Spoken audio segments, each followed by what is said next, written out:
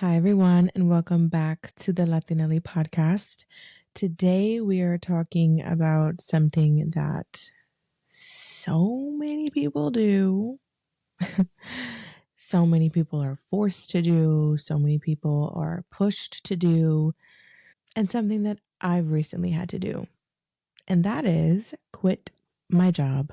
Not because I couldn't handle it, not because I was unhappy or that I hated my boss, which I don't. I love him. He's absolutely wonderful. Not because I didn't work well within my team. In fact, the people on my team are some of the most incredible, wonderful, talented, top tier human beings I've ever had the pleasure of knowing and working with. And now I get to call them my friends and my family. No, no. But because I was handed an ultimatum that boiled down to either quitting or losing the life that I built the past 5 years. And I will say this right now, no job on this planet is worth losing your peace, your kids, your family, and the entire life that you have built outside of work. No job. I worked remote for the past 5 years. COVID happened and the entire world shut down. I don't have to tell you. And since then, I've been home. And in that time, I built my family. I started in 2016, 2017, and I was commuting 5 days into the city. And yeah, it worked. I was able to do it. No problem. I was able to be out of the house for 12 to 14 hours a day and focus solely on my career. I was able to do that. I didn't have any dependents. I didn't have my children, and I could go whenever I pleased, and I didn't have, to be home or to take care of anybody. Like my husband's a grown man, he could take care of himself. For the past 5 years, I've been balancing motherhood, marriage, my career, and everything in between. I won't really say it's out of nowhere, but it was kind of out of nowhere, semi. The writing has been on the wall for, honestly, in my opinion, it's been on the wall for 2 years at this point. I was hit with an email that said, you have to now come in 5 days a week. Hybrid is done. Remote is done, or quit. Like the past half decade of my work did not even matter. Not even me, not even just me, of thousands of other people. Past 5 years didn't matter. 5 years is a long time. I mean, I was one of the people that 5 years ago, I didn't have 2 kids. And now I have 2 kids and he's in school. Like 5 years is such a long time. 5 years ago, there were people who had no responsibilities. And now they are caregivers to sometimes not even just their children, but what about a parent? If a parent falls ill, I mean, so many things happen in the past 5 years. And so to slam an ultimatum like that on people and they have to choose between their life or their career, and you don't even give them an option to have a hybrid situation, it's a bit deranged. Like our role didn't matter. And even more so, not even our role career wise, but like my role as a mother didn't matter, that I could just give that up. And the gag is the person who put this ultimatum on thousands of people. How could you know? And don't get me wrong, I understand that it's business and I understand that business is not personal, but not for nothing. When you give close to a decade of your career to a company that you really, really love, because in the past, there was a work-life balance and they never made you choose because they understood all the changes that are happening in everyone's life. They understood that. But such is life. Someone new comes in and they don't care about anybody else's life other than themselves investors, and the board. So that's pretty much it. But this ultimatum that was not only given to myself, but like I said, thousands of other people, it made all of us, because I don't just speak for myself, I know so many people who have opted to quit. It's almost as though my entire life, my role as a wife, a mother, caregiver, but more so, my role on my team, it was all disposable for the sake of clocking in and keeping my seat warm. That's not flexibility. That's not leadership. That's a very, very diluted way of running a company. And yeah, I get it. That's how it was in the past. 5 days a week, there was no such thing as remote. Well, kind of. My godmother has worked remote her entire career, and my godmother is in her 70s. So I don't even want to hear that remote was not a thing. It was, but it wasn't as common. And I get that. I get that there was once a time where no one worked remote and everyone was commuting. I mean, the rush hour, like, I get it. But the entire planet shut down. That has to account for something. That has to account for understanding that times change. Hello. Times change. So what was once the standard now has been evolved into 3 new normals: on-site, hybrid, and remote. That's just the way of the workforce. To forcibly, and that's the thing, it's a mandate. And so you have to put the mandate on there, because if not, then you lose your job. So a lot of companies now are mandating that people come in 5 days a week. You cannot do that to grown-ass adults. You just can't. And we see it in the backlash response that a lot of these very privileged silver spoon CEOs are now facing. Do they give a shit? No, they don't. Forcing people to choose between their paycheck and the livelihood that they've built for themselves these past 5 years, that's not a business strategy. That's not pushing collaboration and open communication and efficiency in work. No. That's not what that is. No, that's a power trip. That's all that is.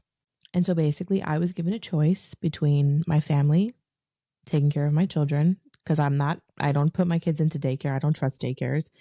I don't have a babysitter because I don't trust anybody with my children. And if I have the ability to work from home in my pajamas and get my work done and lead award shows and multi-million-dollar campaigns from the comfort of my couch, why can't I do that? Because I've been doing it for the past 5 years. And so when you give me an ultimatum of my kids or my job, it's a no-brainer. I'm going to choose my kids every time.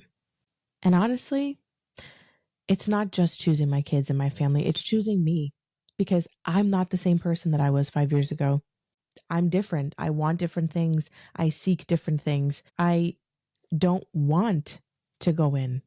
And that doesn't speak to my work ethic, because I'm working 16 hours a day sometimes. It's just life is different and times have changed. And the new normal for myself doesn't look the same as it did 5 years ago. And I should not have to compensate for that. I shouldn't have to prove to you that my value is just as significant working from home as it is being in the office, which, by the way, they're closing. Newsflash. So we're not safe either way. I want to shift in my career, and I want to be with my children, and I want to still have my job, and you're going to close the office anyway. And now everyone has to move to LA. Like, all of these different things and different plans. And I'm also choosing me. It's more than just my family. It's me. What do I want? Like, yes, my son goes to school and someone can come and pick him up and drop him off, and my daughter can stay with my mother-in-law. Like, I know that. Like, there are so many different things that I could do, but I should not have to change my whole fucking life, change my normal for you. And I'm not going to. And so that's really what we're going to get into today. The fear, the freedom, and the next steps. But most importantly, how to be kind to yourself in the middle of it all. Quitting a job and finding something else. It's going to take, a lot of hustle, a lot of reinvention. But the truth is that we're human. And so, yes, I do a lot of, ultimate life rebrand and how to better yourself and better and better and better and better. We're people and shit gets really messy sometimes. It's a mess and it's chaotic, and you are forced to be in a situation that you did not see for yourself. And sometimes in those moments, the last fucking thing that you want to do is have a soft morning, because you're not afforded a soft morning, because you have to figure out your next move and you're riddled with fear and anxiety and worry and uncertainty. So sometimes having, nervous system friendly rituals and quiet time, like, we don't have the privilege of having that sometimes, especially when it feels like the rug was just ripped out from underneath you and now you're suspended in midair, but unfortunately, standing still is a privilege. And when you're in a situation like myself, who opted to quit, and you have bills and children and dependents to take care of, you gotta get moving. It sucks so fucking bad. And in the midst of all of that mess and all of those really crappy feelings that you feel, like I'm feeling right now, I'm not talking to you because I'm not going through it. I'm literally doing this entire episode because I am going through it right now. My last day is October 31st. Like I quit. like I quit. I'm talking to you as I'm going through it. And yeah, I feel really shitty, or I felt really shitty. I was able to sit with it. I put in my notice. We had until September 15th to put in our choice, whether we were going to quit or stay on full time. And so amidst everything that I feel, it really allows me to turn the page on a chapter that was already way too fucking long. And not only to turn the page on a long chapter, but to write the next one myself rather than letting somebody else do that for me. I hear a lot of people when they're like, I quit my job, and automatically they go, I'm sorry, and you almost feel like a loss, like a little bit of a failure. But I don't believe that that's what it immediately translates to. Quitting is not weak. It is a loss. It is a loss. It really is. But sometimes quitting is necessary. It's knowing when the math does not add up anymore. It's knowing if your career path requires you to abandon your sanity, which I know that's happened to so many of us, abandon your life, your work-life balance. That's not a path that I think that any of us should be on. And when you decide to quit, you're not walking away from security. You're walking away from a bounding box that is keeping you from reaching the potential that you want for yourself. Sometimes it's a kick in the ass that you need. This for me was a kick in the ass. I felt the writing on the wall for years. And in the months leading to this stupid buyout, merger, whatever the hell you want to call it, the writing was on the wall for me. And I knew that a shift was coming. I knew change was coming. It's funny because I had been seeing a lot of videos, and I've been feeling this myself for years, that my life is going to go into a paradoxical shift. It's going to be almost on its own different plane, this new phase of my life. And I had seen a video, and those videos that pop up on your TikTok where it's like, if this video lands on your For You page, like, it is meant for you to see it. Well, one of those landed on my page, and it's, oh my gosh, hindsight is always so 2020, because in the video she was like, you are so close. You have a foot in the doorway of your new life. And then she stopped and she looked at the camera and she was like, I'm so sorry, but you're going to have to go through some more shit before you get there. And at the time I was like going through a lot of internal healing and, relationship boundary. Like, I was going through a lot. And so I was like, period. Like, I feel like I'm in it now. I feel like I'm doing the work, cool. What else could happen? And then the next day I got an email saying either, come in 5 days a week or quit. And I was like, oh, so that's what you were talking about. Okay. And I sat there and I was just like, holy shit. And I had also been seeing a lot of videos that my life was going to change career-wise. like a new career was going to come into my path and it was going to catapult me. Like I had just kept seeing these messages and videos and things on the street. Like I was like, this is not a coinky dink. This shit is, hello, Lord. I hear you. And then I get this email. I was like, yo, what? So I had been feeling it. And so in my bones, I had been feeling it. So when I got that email, it was almost like a revelation, like a holy shit, this is it. I was not surprised. I have to tell you, I was not surprised in the slightest that this person who purchased my company was going to do this. I was not surprised. I knew it. I felt it in my soul that this is what was going to happen. And I knew I was going to have to leave. I'm very in tune with myself and very in tune with my energy and very spiritual. And so I felt it. It was in my gut. And yeah, I was feeling all the things, you know. I have an astronomical mortgage. I purchased a house in 2025. So yeah, my mortgage is high. I got bills. I got kids. I have needs. I like to shop. What the hell am I going to do? The fear sets in quickly. I'm thinking, okay, even though the writing was on the wall and I'm prepared for it, but am I? Am I actually?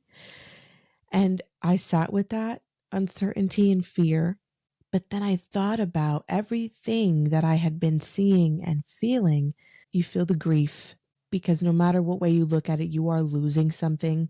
But then my mind just shifted. And it was almost like all of the bitterness that I had felt in this very bittersweet feeling, it's almost as though it just became sweet because I was like, this is it. Like, I knew I wanted to quit. Like I knew for years I had been thinking, okay, I want something new. I want something different, but I'm comfortable right now. I have a wonderful boss. I have a great team. He lets me be remote. I can go as I please with my kids. My work always gets done, so I'm not concerned about that. And I have a boss and a team who's really respectful of my life and I theirs. So I was comfortable. And to be honest, I was comfortable in the most wonderful way. Like it wasn't as though I was comfortable and like stuck, you know, but honestly, maybe I was. Maybe I was stuck. And this was the push off the cliff that I needed. My mindset shifted. Like it wasn't, I wasn't walking away from security. I was walking away into this new freedom, into this new path for myself that I had felt that I needed for years. And all throughout our life, we're told, you know, give your loyalty, seniority, tenure. That's what you need at a company. You want to show them that you're going to be there for the long haul. You stay loyal, you climb the ladder, you live happily, you retire, boom, that's it. That's the American dream. Bang, you're done. Right? And it's like, but that's not the way the world works anymore. Industries change overnight. Companies fold. People burn out. People mentally quit before they physically quit. And the idea that you're supposed to stay at a job forever, one job, one field, it's very outdated. And people quit all the time. People leave jobs all the time. People get let go from jobs all the time. This is something that's new for me, but this is not something that's new for others. I mean, you got people I know, listen, every C-suite, every SVP, every executive that I have come in contact with, the majority of them don't stay at a company for more than 3 to 5 years. That's crazy to me. But in the workforce climate, no matter what industry you're in, that's the way to go. That's how you climb the title ladder, and that's how you climb the tax brackets. That's what I've seen. And so I get it. But for me, I don't have the luxury to be quitting and bouncing from spot to spot. I need to know that my 401k is good, my benefits are good, my health insurance, that my maternity leave, because not for nothing, when your kids are young, that is when you need the most stability. Or when you're purchasing a house, you need shit to be stable. You cannot be making all these money hungry moves. Listen, I love that, but you can't do that. Like, you need to have solid ground underneath you, because raising a family, taking care of your family, however that looks for you, That's a lot to juggle. And you want to have some semblance of a constant while you're navigating through all these new changes. Your money needs to be constant. Okay? You can't have that shit fluctuating when you're dealing with life. That shit needs to be solid. So no, I was not sitting here thinking, okay, well, I'm going to do this. I'm going to make these moves. No. Because that paycheck was coming every 2 weeks. My 401k. You see what I'm saying? So I was doing other things. A podcast, a brand, a bit. So I was veering off into other avenues because I knew that I had that constant. And so now this being thrown at me, you know what I'm saying? Like, it's difficult, but not for nothing. It was a clear sign. It was written, bold fucking letters. And I felt it the moment I got that email that this version of me has outgrown this company. It has outgrown this network. And as much as my brain, my logical brain is resisting it, my soul knows that this is the right move for me. My gut knows that this is the right move for me. You always have that rational part of your brain that's always going to be like, well, what if this and what if this and what if this? The careful brain. That careful brain, if you listen to it too much, you can become complacent. And that's when you become in that mundane cycle of never evolving and shifting mindsets, habits, behaviors, money. So I'm not going to listen to her all the time. Love her, but stay over here. And so going through that mindset shift of like, okay, you know what? I'm ready for it. I was telling my girlfriend, my colleague, I'm like, girl, not for nothing. It sounds crazy, but yes, a little part of me is anxious, but I'm excited. And she hit me back. She goes, I need to be on your wavelength. And I was like, girl, what are you going to do? What am I going to do? Cry about it? I cried about it. I did cry about it. Hold on. But I cried about it because I've worked really hard in my fucking career. I love my team. I love my boss. I love my job. I loved my company. I loved it.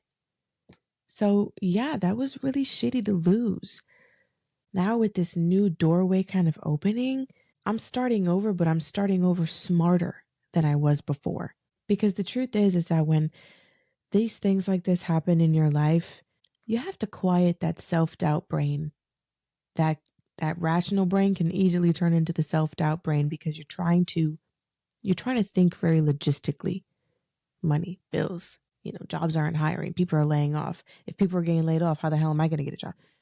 That can really eat away at your spirit when you're trying to re-enter yourself into kind of a rat race that you weren't really prepared to enter yourself into, right? But when you sit back and you think about every role that you've ever had, even within that company, you didn't just do one thing. A lot of us do 1,000 different things. I was doing experiential design. I was designing booths and fucking projection screens. I was designing product. I went from being a digital designer to brand to art. We do a lot. Okay? When you go to one job, you don't just do one thing. So all those skills within that role, every single thing that you've now learned, everything you've built, everything you've been taught and you have taught, that just builds you up in that foundation of who you are professionally, and you bring that somewhere else. I implore you to do it so that you sit with the feeling, you don't bury the feeling, sit with the loss. But then please do me a favor and blink and remember everything that you've gained. Because everything that you've gained, you're taking this to someplace else where you're going to be a little bit more selective on where you want to work, with the people that you want to work. You're not just going to take the first thing that comes your way. We're going to be intentional with how we find a new job. Me and you both. Let's retire the guilt of saying, hey, maybe I could have made it work. Maybe I could have stayed a little longer. Maybe I should have seen where it went. Maybe they weren't going to sell. Maybe they weren't going to cut another $2 billion. And maybe I would have kept my job a little longer. Maybe I don't have to go into the rat race. No, we're pivoting. Because if a company is not going to invest in you, you need to invest in yourself. And you doing this is you investing in yourself in the ways that's going to pay off tremendously. Careers are not ladders anymore. Careers are mosaics. every role, every side hustle, every pivot. It's building towards this bigger picture that I have for myself, and I'm sure you have for yourself. Just because you leave one path doesn't mean that you're lost. So along with that rule of staying, being loyal, XYZ, you're always told to stay in your lane. You're always told to stay in your lane. Sometimes though, when you are put into a situation like this, you let go, you quit, whatever. Sometimes that lane no longer works. And sometimes that lane is bringing you toward a direction that doesn't really align with who you are right now. There was a time where that lane was everything that you needed and everything that you needed to be in. The lanes split, merge, collide, veer off, and it's time to find a new direction. So after we sit with all of these feelings, after we really take the time to understand why we feel the way we feel, do all of the inner work and self-reflection, the quiet time, the quiet moments, change the mindset. While that's fucking great, we need some money, okay? Because a mindset ain't gonna make me money. So let's find a job. After the mindset, we have the plan. What's the plan? The plan is to go into these next steps without the pressure, without the burnout. After we grieve the loss of the job and we shift it to realizing and remembering everything that we've gained, we're going to write those down. Every single thing that you've done, every title that you've held, every promotion. We're not just talking about the PR answer of what we've done. We're talking about the nitty-gritty shit. Every single detail. And this may take a couple days. This is not going to take a 1 hour sitting, because if you've been in a job for as long as I have, even longer, shit, even 3 years. So you're not going to remember everything in one sitting. Take a second. The biggest piece, before I even continue this list, the biggest piece is for you to do this on your own time. This is not a race. You need to do this in your own time. And you cannot put pressure on yourself, because when you put pressure on yourself, then you feel defeated. Once you feel defeated, you quit. And this time you're not quitting a job. You're quitting on yourself. And we're not doing that. Give yourself some grace and give yourself some time, and do this in the time that you know makes sense for you. So we're writing down everything that we've ever done. Did you manage teams? Did you manage one person? Did you discuss vendors? Did you handle budgets? If you've led the team, how did you lead the team? Was it on site? Was it during meetings? Every little detail is important and it's very valuable. Big one, kind of obvious, your LinkedIn and your resume. LinkedIn has become the professional social media hub, okay? And it is vital, it is necessary. Everybody uses it and everybody's on there for a reason. That's how I got my job, through LinkedIn.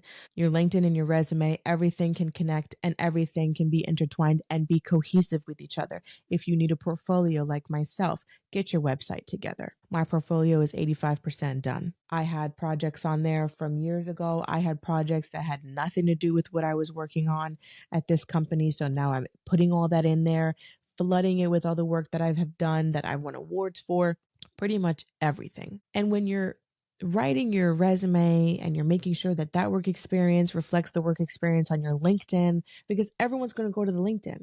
Everyone wants to see you, what you're about, what you're posting, who you're commenting on, who you're sharing, who your connections are. That is so important to everybody. People don't think that it is, but it very much is. Making sure that that language matches, but also too, you're not just listing the things that you've done, you're telling a story of your time at your previous company. People want to get to know you before actually physically getting to know you. Try to do everything you can to display the impact that you made while you were at your company. Hiring managers and recruiters don't just want to know what you did at the company. They want to know how you made a difference, how you impacted those around you, how you work with others.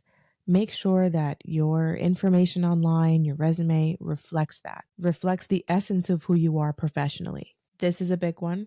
This is one that may actually give you a little bit of anxiety. That's okay, because it gives me anxiety too. We're going to lean into our network. You're going to reach out to the people that you know, because jobs don't just come from applications. They come from conversations, word of mouth. Reach out to old colleagues, mentors, or even that person that you casually connected with on LinkedIn. Let people know about your pivot. Let people know that you're looking. Let people know that there's a shift going on in your life and that you're looking for different opportunities and challenges.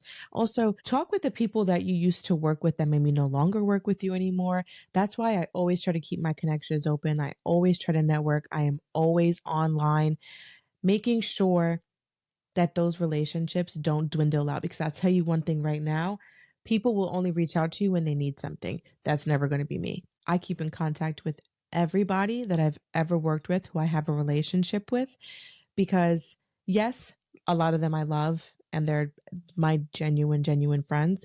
A lot of people, because you recognize the roles that people play in your life, a lot of people, I keep you there professionally. Love you. So those are the three very simplified ways on getting back in there. Job hunting can literally feel like a full-time job. So schedule breaks. Let's not be doing this every single day. I understand that the pressure is on. Believe me, I do. I understand that a lot of us have a time limit if we've gotten let go or we have the severance quitting like I opted into. I got a severance. That was maybe his way of trying to soften the burn a little bit, but we are on a little bit of a time crunch when we're doing these things. Let's do Monday, Wednesday, Friday. Let's not sit there for hours going through applications, sending applications, writing emails, writing different cover letters. We cannot be doing that every single day. Let's not let the rejection emails dictate our worth. This is a part of your self-investment. Do not burn yourself out trying to find a job. Balance it. Make space for rest. Make space for yourself to take it fucking easy and pat yourself on the back for how far you've come and for the effort that you've been putting in lately. Because the truth of the matter is, hustling yourself into the ground is not going to get you hired faster. It's just going to have you resent the process. Now, we changed our mindset before we started executing on the pivot. We've done the 3 steps of getting ourselves prepared to start applying. We've scheduled breaks for our day to make sure that we're giving time to ourselves. But at the same time, too, while we're applying, while we're in the thick of it, it could be very easy to start to feel sad and say, what the fuck? I didn't even want to be doing this in the first place. During this pivot, during these periods of quiet that you give yourself from applying and emailing, take a beat. And this is another layer of giving yourself a little grace, because quitting is a loss. Even if you hated your fucking job, there's a grief there because you are losing something. You're closing a chapter of your life.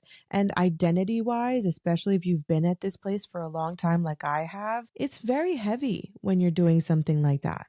You need to sit with it and you need to feel it and take a pause, because if you start to bury those feelings instead of moving through them, going through them, they're just going to bubble up at a later date, and all you're going to do is hurt yourself. One of the best tools that I use, I talk to myself.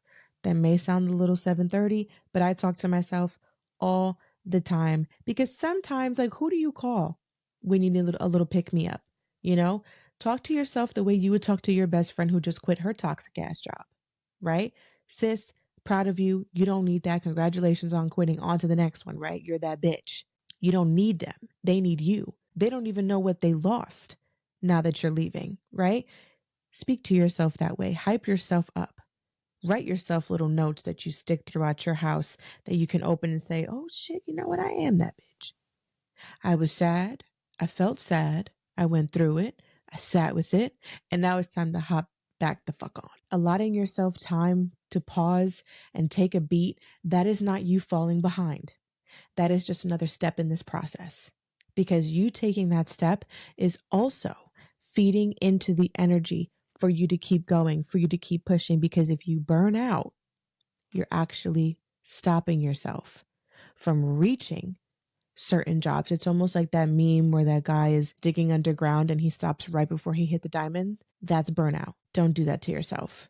So taking a pause actually is very, very good for you. And for me personally, where I want to land in my career, I would love, and I'm not even trying to I don't even know, pity, clout, whatever. I don't even know what this is called. I would love to do my show full time. I would love to do my show and freelance and let that be my primary source of income. And that's what I'm trying to do. And that's what I'm putting all of my energy into. Balance for me is not a luxury.